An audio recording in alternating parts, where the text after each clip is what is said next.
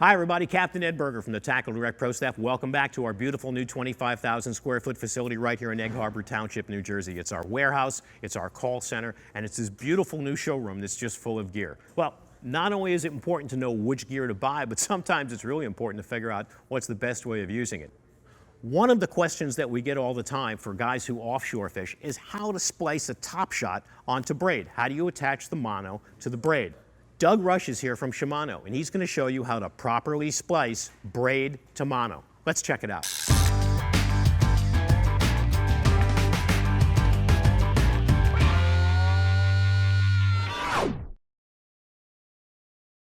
Hey Doug, welcome back. It's good to have you here. Right here. You know, normally, I get excited when you come in because I get to find out all the new products from Shimano and everything else. But, you know, unfortunately, because we're doing this particular video, I have to make an admission. I'm really lousy at splicing top shots. Well, you know, this new hollow ace from Power Pro is so much easier to work with any of the previous materials you may have tried. So this could help. Besides the instruction, the materials itself really make it work. I can't just get you to come on my boat and just like do all my top shots when I need one. Do that too, yeah. Let's get into this a little bit because truthfully, I mean, particularly with the advent of all the super braided lines, with everybody going offshore with the smaller reels that Shimano and everybody else is making, and putting these top shots, I mean, this really, it's really become important for someone to be able to know how to do this themselves, or else you're going to be running to the tackle shop every time you have a problem with the top shot. You bet. And you know what's really important is if you're going to put a top shot on a small reel to fish offshore, you want to have a spare with you in case something goes wrong. If you break a fish off on the running gear, you want to be able to replace what's there. So you want to have a backup one in a bag, labeled up for whichever class of tackle you're using. Okay, let's get into this. Show me how to do it. So, you know, there's a couple of different needles that are very important to make the splices. The first thing we'll do is put a loop in the end of the hollow ace. Okay. So we do that with the loop, the needle that has the little catch hook on the end. What you do is you take the needle, you insert it into the hollow line, approximately 18 inches up. Show up. 18 inches up from the end. You take the needle, and it goes into the line like this. So we just go into the center. Got it. And one thing that's really important is you don't want to push the needle, you want to pull the braid onto the needle. The end of the needle is shaped specifically to load the line right on it. Okay. So we'll go in about a foot in, okay? We're going to come back here, we're going to take the latch hook part of it, catch the line, just close the little door on top there, just lay that down. Great. Now what we're going to do here... I feel like the magician. I'm not really going to saw you in half. But what we're going to do now is we're going to pull the loop inside, okay? So we're reversing the braid at this point. You'll notice here, it's going to turn inside out. Right. Okay? So this will roll over, continue to pull it back, and now we have that front section reversed on there. We're going to adjust the size of the loop here. Okay. So we could fit it over the spool, over the reel, whatever we're going to connect to. Okay. We have the tail end here still. We're going to come back with the same needle with the latch hook end on it. Start at the junction point and go towards the reel or the spool itself.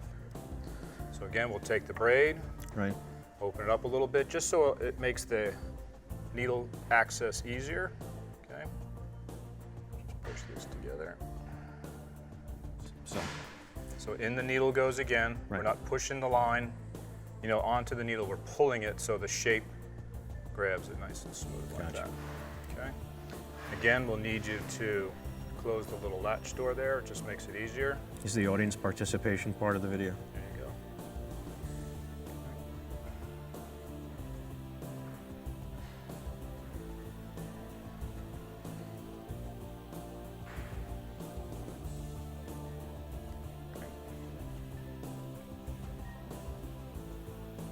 Wow. Now we just need to trim off the tag end here. So we'll just back it up a little bit. Just hold the end there, it'd be great. Shear that off. In it goes. And it's not going anywhere. Nope, because the front section's inside out. Right. They're pulling against one another in reverse. No ends, nice and smooth with the loop. Wow, awesome. And this, if you're going to do that loop-to-loop connection, this is the direction we're going to go. Right, so if you had hollow ace, let's say on the reel itself, you need this on the reel side, and we'd make another one for the wind-on side. Right, got it. Okay. Now, if the loop-to-loop is not the answer, right? What are other alternatives we can do? Sure, you can insert monofilament right, Right. into the hollow line, so we'll do that next. We'll take a Okay. piece off the spool. This is 100-pound test hollow waste we're working with here. And this is 80-pound monofilament. So in the needle sets, there's a variety of size hollow needles designed for each size of the monofilament. So you'll find out of the kit the appropriate size needle that the monofilament easily fits into. And you slide the monofilament into the hollow needle Right. all the way. Next thing we need to do is mark up on the monofilament section 2 foot. So just take a little tape or marker. I'm going to come up about 2 feet. We put a marker on the monofilament. Again, we'll just open up the end a little bit to make it easy.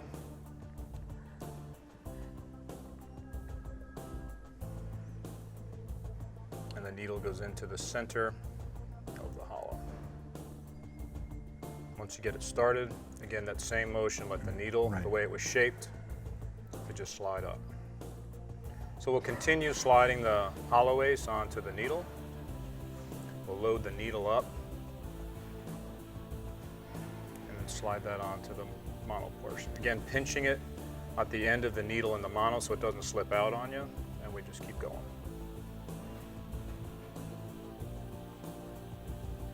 And this is where a premium quality 16 carrier Spectra product, makes the job that much easier.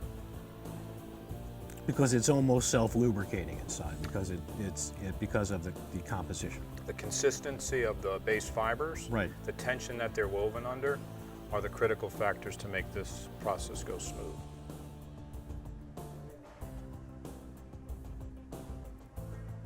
So you would continue loading it up till you got the tail end out to your 2 foot mark. Right. Just for time's sake, we're just going to come out here. So we bring the needle out the side of the braid. Mm-hmm. Okay.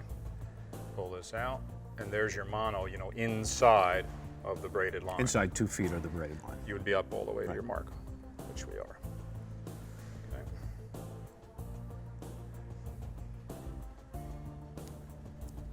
Here we're just tightening it back down. Okay. Now at this point we need to serve the end or connect it between the braid Right. and the monofilament.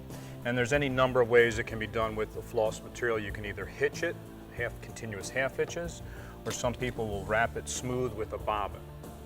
And that doesn't create any strength, it just prevents the end, the junction between the monofilament and the braid from slipping backwards. So at this point you would put some type of a finishing wrap here on the monofilament, between the monofilament and the braid.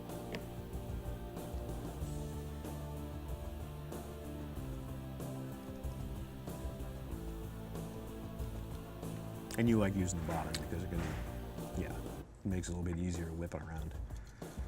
So just like, rod wrapping technique or finishing the end of a dock line, in a 3-strand line. Sure. You would do the same type of process here just to finish this off. Then after you've run the serve up on it, we use some type of an adhesive. Zap-A-Gap's the most popular one, and that's included in the Power Pro hollow ace splicing kit. Yeah. But basically all you're really doing is you just loop the tagline, you loop the line Wrapped over the top over of the itself. top, and then you're just going to run the Just- bobbin back right. over. Right, just wrap it the up tag over end. the top yourself. Right. Yep. And let me just get this. So you can just continue turning it, or you can attempt to not knock your chin out. Oh, and do the And do spin it. thing. Yeah. And that'll go right down from the braid onto the mono, okay? Right. And then just finish it off with a couple of hitches. So you would just take the floss, go around the line, put a hitch in it, Right. Hold tight. another hitch. And up to about a half a dozen of them. Trim everything Trim it up. off, glue it up. A little Zap-A-Gap. And You're all you've set. done a great job of Smooth. of connecting the two. Yep. And it's really it's the compression of the braid that's maintaining the That's correct. integrity of the tension. Yep. not the Yes. not the half hitches and a Correct. little bit of zappa gap Right. at the end. This Right. was really just to secure the terminal end of it. That's correct. So we've got two different ways of doing it. You do the insertion for the top shot, like we just did with the mono, or you can go back and do a loop-to-loop connection, which in a lot of cases makes it a lot easier because you can keep extra top shots on Correct. hand Yep. that's already Yep. got the loop on it. Definitely. And if you run into a shortage on it, then you can just do it the other way. It's a great kit to have. It's so everything you need right now that we just did, that Doug just did, and I paid attention to, you can pick up in the Holloway splicing kit. It's got everything you need that we just did. It's got the needles, it's got the floss, it's got the bobbin, it's got the zappa gap, it's got everything you need, and most importantly, it's got another instructional video in there in case you can't run your computer at the same time as this when you set it up on your TV at home. But there's an instructional video here and an instructional booklet with step-by-step instructions to do your splicing at home yourself. You can get that here at TackleDirect. You can call one of our product specialists at 1-888-354-7335, or you can go up on our website and shop 24/7 at TackleDirect.com. We also have it here in our showroom, along with, I don't know, 30,000 other items. I mean, this is an enormous 25,000 square foot showroom in Egg Harbor Township, New Jersey. Doug, thanks a lot. I got a real education today. I mean, sincerely, you know, like I said earlier, usually when I do these videos, I just act like I don't know what I'm doing. This time I really didn't, and you taught me something new today. glad to hear that. And I Good. appreciate it. Hope you guys learned something new too. I hope you watch more of our instructional videos here at TackleDirect.com. I'm Captain Ed Berger from the TackleDirect Pro staff. We'll see you out on the water.